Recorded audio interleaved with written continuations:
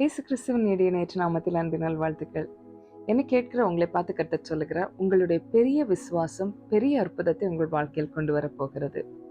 ஒரு முறை இயேசு அவர்கள் சீஷர்களோடு பயணம் போயிட்டு இருக்கிறாரு.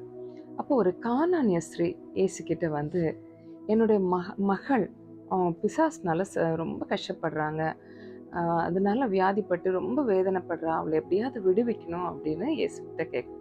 பொதுவாக இயேசு கிட்ட யார் வந்தாலும் அவர்களை சுகப்படுத்துவது, அவங்க எந்த இனம் எந்த வித்தியாசமும் இல்லாமல் சுகப்படுத்துவது தான் இயேசுடைய குணம். இங்கே பார்த்தீங்கன்னா இயேசு ரொம்ப வித்தியாசமாக ஒரு காரியத்தை சொல்கிறாரு. நான் வந்து இஸ்ரவேல் வீட்டாருக்கு தான் அனுப்பப்பட்டிருக்கிறேன், ஒன்று மாதிரி உள்ள ஒரு கானானிய பெண்ணுக்காக இல்லை அப்படிங்கிறத சொல்கிறாங்க. இதை கேட்ட பிறகும் அவங்க தொடர்ந்து போய்கிட்டே இருக்கிறாங்க. இந்த சம்பவம் மத்தேயு 15வது அதிகாரம் 22 28 வரை இருக்கிறது. இதுல இவங்க தொடர்ந்து கேட்டுட்டே இருக்கிறாங்க, தொடர்ந்து பின்னாடி வந்துட்டே இருக்கிறாங்க. அப்ப சீஷர்கள் கூட இயேசுவை பத்தி சொல்றாங்க, ரொம்ப நேரமா கூப்பிட்டு கேட்டுட்டே இருக்கிற, அவளுக்கு ஏதாவது பண்ணி அவளை அனுப்பிடுங்க அப்படின்னு சொன்னா இயேசு வேற மாதிரி பதில் சொல்றார். சில நேரத்துல நம்முடைய வாழ்க்கையில எப்படித்தான் நம்ம கர்த்தரை நோக்கி ஜெபித்து கொண்டு இருப்போம், தொடர்ந்து ஜெபித்துட்டே இருப்போம், ஒரு பதிலும் கிடைக்காது. முதல் காரியம், ரொம்ப நாட்கள ஜெபித்த ஒரு காரியத்துல பதில் இல்லை அப்படின்னு நீங்க என்ன பார்த்து கொண்டு இருக்கிறீங்கன்னா இந்த செய்தி உங்களுக்கானது. இன்னும் கவனமா கேளுங்க. இந்த கானானிய ஸ்திரீ ரொம்ப நேரமா தொடர்ந்து வந்துட்டே இருக்கிறாங்க. இவங்க எங்கெல்லாம் போனாலும் வந்து கூப்பிட்டுட்டே இருக்காங்க, என் மகளுக்கு உதவி செய்யுங்க, என் மகளுக்கு உதவி செய்யுங்க அப்படின்னு இயேசுவே சீஷர்களை பார்த்து சொல்லிட்டே இருக்கிறாங்க. ஒரு பதிலும் கிடைக்கல. முதல் அடுத்ததா இவங்களுக்கு உதவி வரும்னு நினைக்கிற நேரத்துல அதே இயேசுடைய வாயிலிருந்து வித்தியாசமாய் நெகட்டிவான ஒரு காரியம் வருகிறது. நான் வந்து இஸ்ரவேல் ஜனங்களுக்கு மட்டும்தான் விடுதலை கொடுப்பேன், கானானிய பெண்ணாகிய ஒன்ன போலப்பட்டவங்களுக்கு விடுதலை கொடுக்க மாட்டேன் அப்படின்னு சொல்லிட்டு 24வது வசனம் மத்தேயு 15:24 வாசிக்கிறேன். அதற்கு அவர், காணாமற் போன ஆடுகளாகிய இஸ்ரவேல் வீட்டாருக்கு அனுப்பப்பட்டேன் என்று மற்றபடி அல்ல வென்றார். முதல்ல தொடர்ந்து கூப்பிட்டதுக்கு பதில் கிடைக்கல, இப்ப நெகட்டிவான ஒரு காரியம்.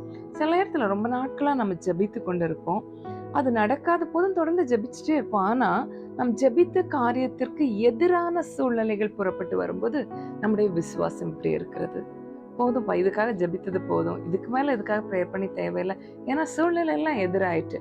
நான் இந்த குறிப்பிட்ட காரியத்திற்காக நான் ஜெபிச்சுட்டே இருந்தேன், ஆனா எனக்கு கிடைக்க வேண்டிய ரிவார்ட் கிடைக்கல.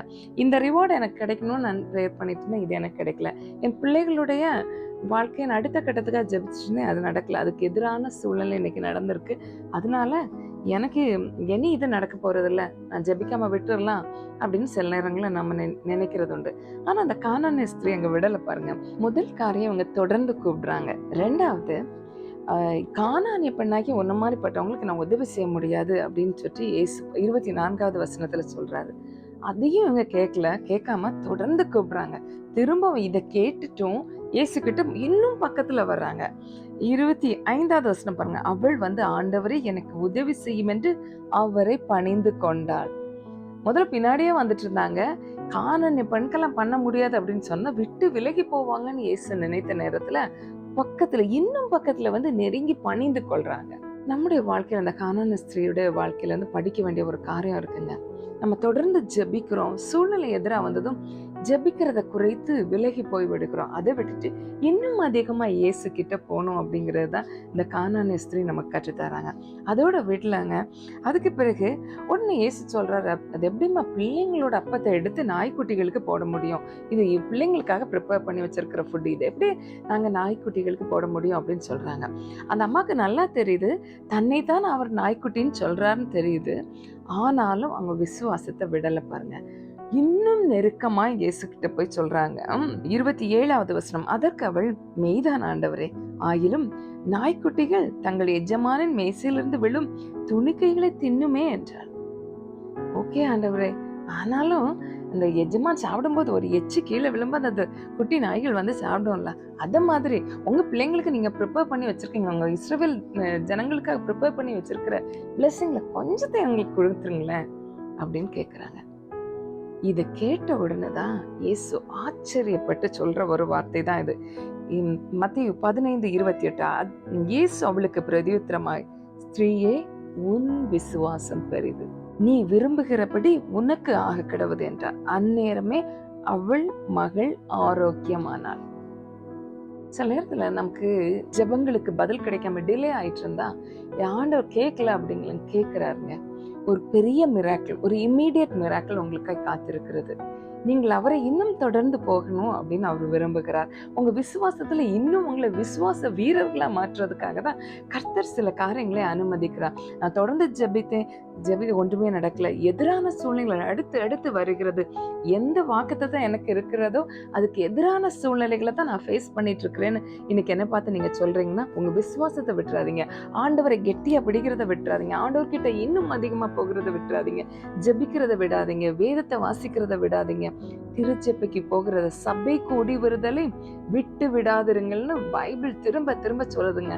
அங்க போகும்போது ஒரு அற்புதமான ஐக்கியம், அது தெய்வீக ஐக்கியம், டிவைன் யூனிட்டி அங்க இருக்குது. அதை விட்டு விடாதீங்க. அதுல என்னங்க நடக்குது? சர்ச்சைக்கு போயிட்டு வர்றதுனால என்ன நடக்கும் அப்படின்னா, இந்த வாரம் நீங்க போய் பாருங்க, சிலது உங்களுக்காய் மாறப்போகிறது, சில காரியம் உங்களுக்காய் மாறப்போகிறது. எத்தனையோ நாள் தொடர்ந்து ஆலயத்துக்கு போய் ஆண்டவர்கிட்ட கேட்டு எவ்வளவு மிராக்கிள் உங்க லைஃப்ல நடந்திருக்கு. இந்த காரியத்துல கொஞ்சம் டிலே ஆனதும் ஆண்டவர் உங்களுக்கு கேட்கலன்னு நினைச்சிட்டீங்களா? இல்ல, திரும்பவும் அவரோட இணைந்து கொள்ளுங்க. எங்க உங்க ஜெபத்தை விட்டீங்களோ மறுபடியும் தொடங்குங்க. இன்னும் அதிகமா ஜெபிங்க, இன்னும் அதிகமா வேதத்தை வாசிங்க, இன்னும் தெய்வீக ஐக்கியங்கள்ல சேர்ந்து கொள்ளுங்க. ஆவிக்குரிய ஐக்கியங்களை விட்டு நீங்க வெளியில வந்திருக்கிறீங்கன்னா மறுபடியும் அதோடு இணைந்து கொள்ளுங்க. ஆவிக்குரிய நண்பர்களை நீங்க விட்டு விலகி இருக்கிறீங்கன்னா அவர்களோடு மறுபடியும் இணைந்து கொள்ளுங்க. இதெல்லாம் உங்களை இன்னும் அதிகமா கிறிஸ்து அண்டையில கொண்டு போகுங்க. இந்த கானானிய பெண்ணு போல எவ்வளவுதான் எதிரான சூழ்நிலைகள் வந்தாலும் அவங்க விசுவாசத்தை விடாம, எப்படியும் இந்த இயேசு எனக்கு செய்ய முடியும், இவர் என்ன பேசினாலும் எனக்கு பிரச்சனை இல்லை, இவர் எனக்கு செய்வார் அப்படிங்கிற ஒரு விசுவாசத்துல தொடர்ந்து போனாங்க. நீங்கள தொடர்ந்து இயேசுவை பிடித்துக் கொள்ளுங்கள். உங்கள் பெரிய விசுவாசம் உங்கள் பெரிய மிராக்கிளுக்கு காரணமாய் மாறப்போகிறது. உங்க பிக் ஃபெய்த் உங்க பிக் மிராக்கிளுக்கு காரணமாய் மாறப்போகிறது. ஸோ விட்டு விடாதீர்கள் உங்கள் நம்பிக்கையை. கர்த்தரை பிடித்துக் கொள்ளுங்கள். அவர் உங்கள் பெரிய காரியங்கள் செய்ய ரெடியா இருக்கிறார். நாம ஜெபிக்கலாமா? நன்றி ஆண்டவரே, உமக்கு நன்றி. நல்ல பிதாவே, உமக்கு நன்றி.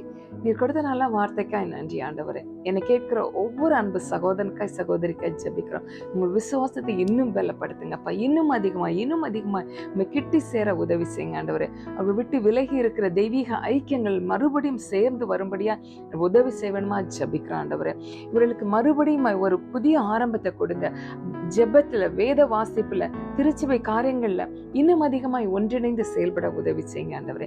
பெரிய மிராக்கிள் இவர்களுக்காய் நீர் செய்ய போவதற்காய் நன்றி. இவர்களை விசுவாசத்தை பலப்படுத்தி இவர்களை அதிசயம் அற்புதமான காரியங்களை பார்க்க நீர் உதவி செய்ய போவதற்காய் நன்றி. கூட இருந்து நடத்துங்க. இயேசுவின் நாமத்தில் ஜெபிக்கிறோம் சுவாமி, ஆமென். இந்த மெசேஜ் உங்களுக்கு யூஸ்ஃபுல்லா இருந்துச்சுன்னு நீங்க ஃபீல் பண்ணீங்கன்னா, இன்னொருத்தருக்கு யூஸ்ஃபுல்லா இருக்கும் அப்படின்னு நீங்க விரும்புனீங்கன்னா அவங்களோட இதை ஷேர் பண்ணுங்க. உங்க ஃப்ரெண்ட்ஸ் ரிலேட்டிவ்ஸோட ஷேர் பண்ணுங்க. அவங்களுக்கும் இந்த பிரயோஜனமா மாறும். கர்த்தருடைய நாமம் நம் மூலமாய் மகிமைப்படட்டும். God bless you.